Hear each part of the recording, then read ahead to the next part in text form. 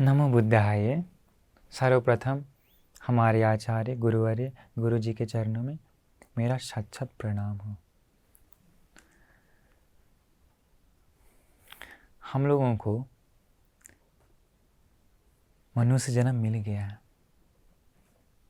हम लोगों की आंखें भी सही प्रकार से काम करता है। हम लोगों का शरीर भी सही प्रकार से काम करता है। हम लोगों को कोई कमियां नहीं है। हम लोगों को सुनाई देता है, हम लोगों को बोल सकता है, हम लोगों को दिखाई देता है, हम लोग हाथ पैर से काम कर सकते हैं, इत्यादि सारे कुछ कर सकते हैं। तो हम लोगों को अंग संपूर्ण पूरी तरह से हम लोगों को मनुष्य जीवन मिल गया।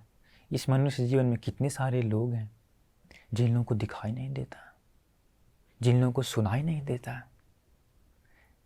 कितने सारे लोग अंधे हैं, कितने सारे लोग गूंगे हैं, कितने सारे लोग लंगड़े हैं।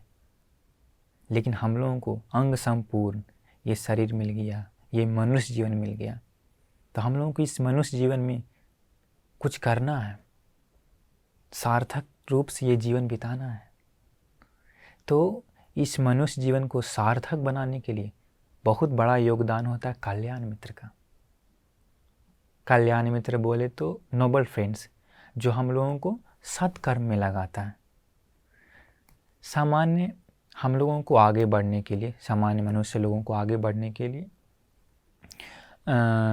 बहुत सारे लोग मदद करते हैं। जैसे मान लेंगे तो हम लोगों को बड़ा होने के लिए माँ पिता जी मदद करते हैं, बड़ा करते हैं। इसके बाद हम लोगों को पढ़ने लिखने के लिए टीचर्स लोग मदद करते हैं, पढ़ाते हैं, लिखाते हैं। इसके बाद टीचर्स लोग ही हम लोगों को सलाह देते हैं कि ऐसे पढ़ाई करो, इस प्रकार का जॉब करो, इस प्रकार से पढ़ाई करोगे तो ऐसा जॉब मिलेगा, ऐसे करोगे तो इस चीज़ को पा सकते हो। इस प्रकार से हेल्प करता है, मदद करता है।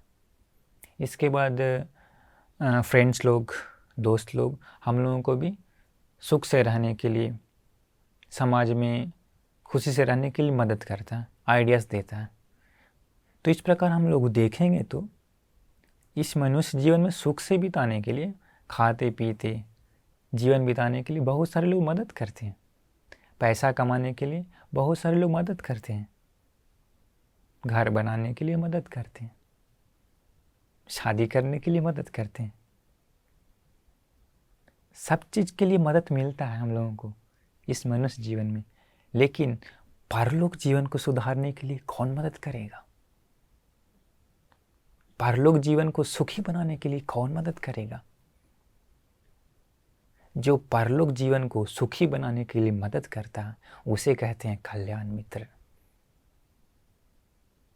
जो परलोक जीवन को सुख से बिताने के लिए मदद करता है, स्वर्ग में जन्म लेने के लिए मदद करता है, उसे कहते हैं कल्याण मित्र।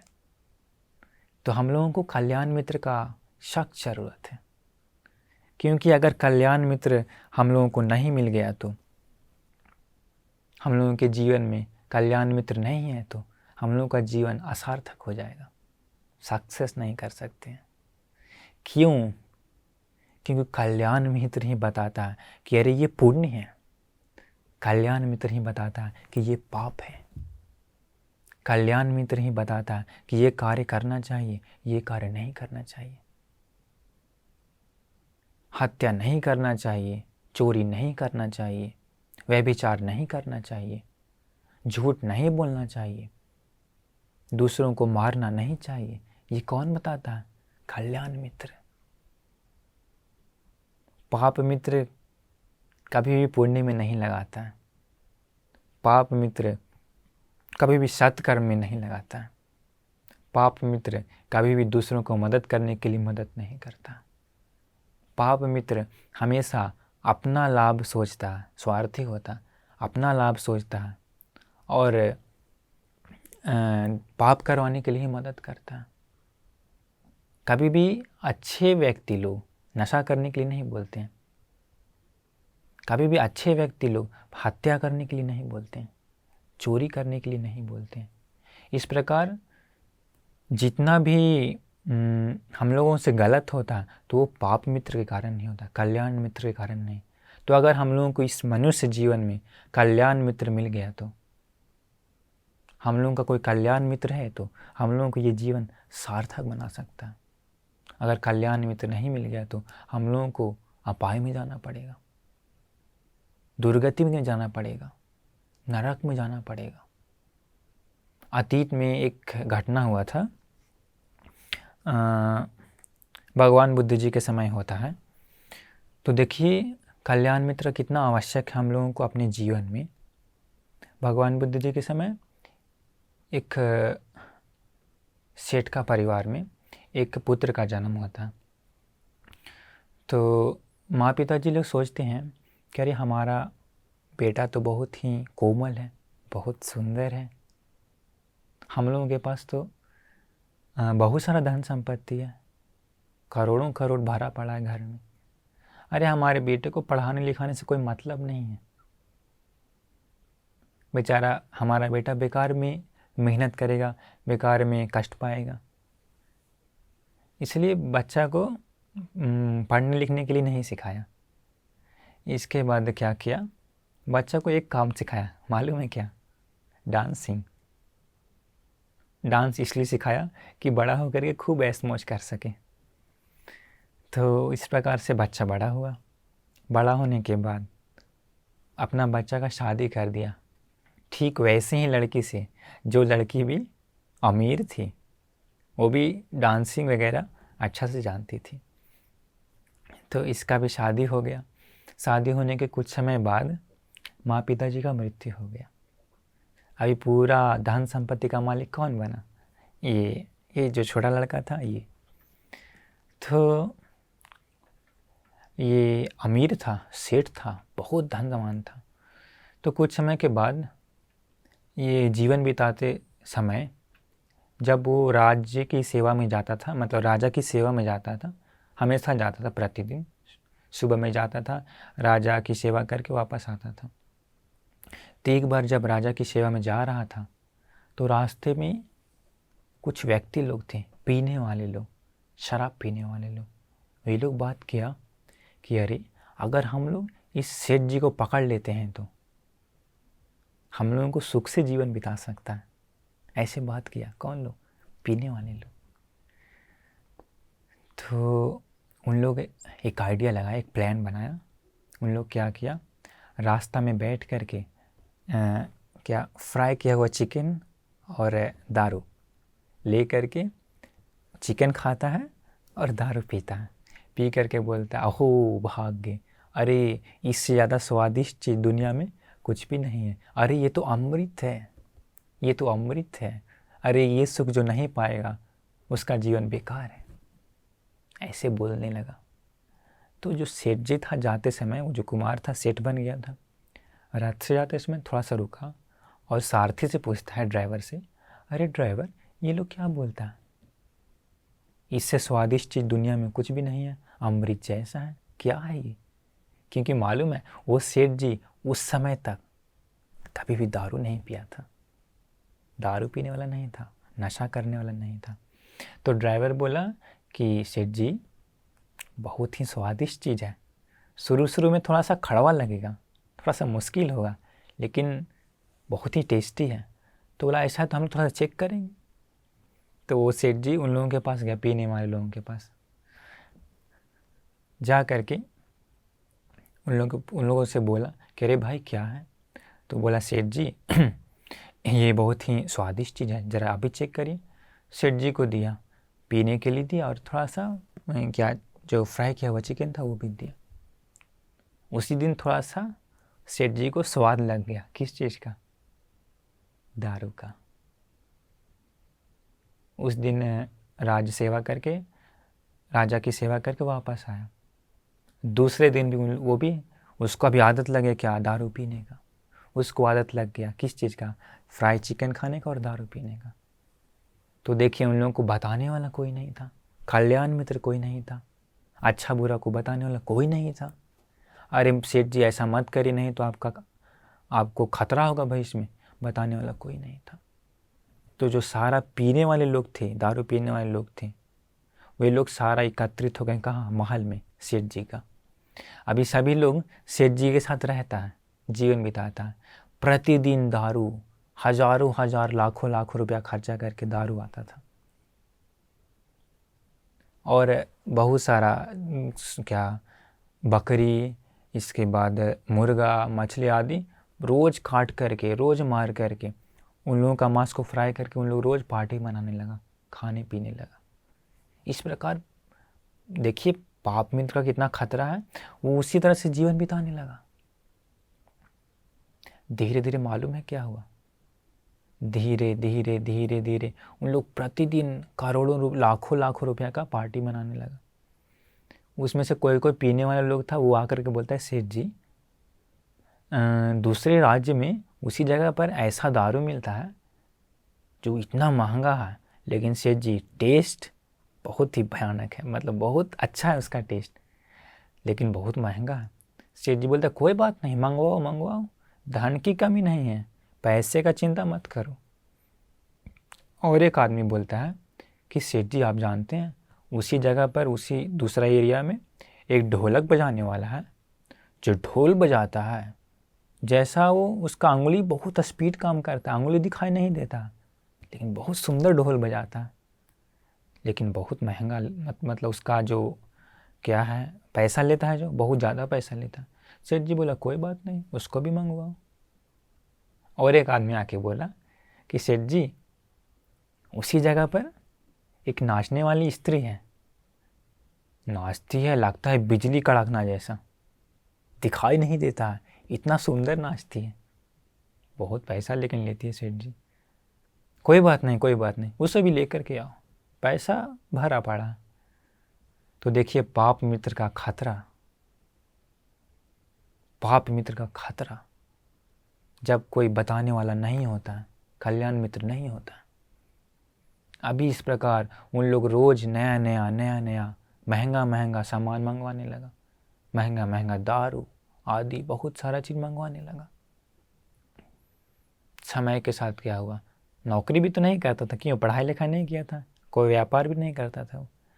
उसके पास 80 करोड़ का धन था, 80 करोड़ का धन सब समाप्त हो गया, सब खत्म हो गया। इसके बाद जो पीने वाले लोग थे उन लोग आकर बोलता है, सेठ जी एक दिक्कत हो गया। क्या? सारा धन खत्म हो गया। अरे चिंता मत करो, मेरी पत्नी के पास भी 80 करोड़ का धन है, बहुत सारा, चिंता मत करो। इसके बाद वो क्या करता, अपना पत्नी का धन खर्च करना शुरू कर देता। अपना पत्नी का धन खर्च करते करते करते करते क्या हुआ, पत्नी का धन भी सब समाप्त हो गया। इसके बाद देखिए आदत छूटता नहीं है, एक नशा ऐसा चीज़ है, आदत छूटता नहीं है।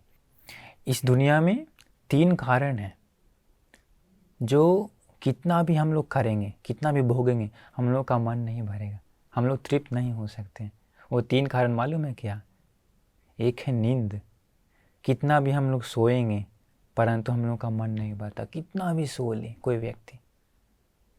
और एक कारण नशा, कितना भी दारू पिए, कितना भी दारू पिए, आज पीते हैं फिर कल पीते हैं फिर परसों पीते हैं, कोई कितना भी इस प्रकार दारू पिए उसका मन कभी भी नहीं भरता, मरने दम तक वो छोड़ नहीं सकता, मन नहीं भरता। तीसरा कारण है मैथुन, कोई व्यक्ति कितना भी मैथुन सेवन करे, कितना भी मैथुन सेवन करे, उसका मन नहीं भरता।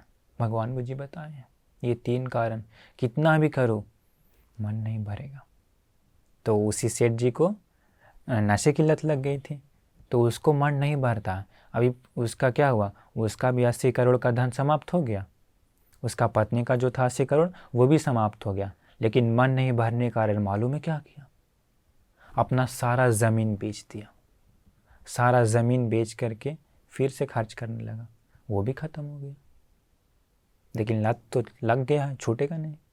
इसके बाद क्या किया, अपना पूरा महल, अपना पूरा सामान सब कुछ बेच दिया, उससे भी खाया पिया, वो भी ख़त्म हो गया।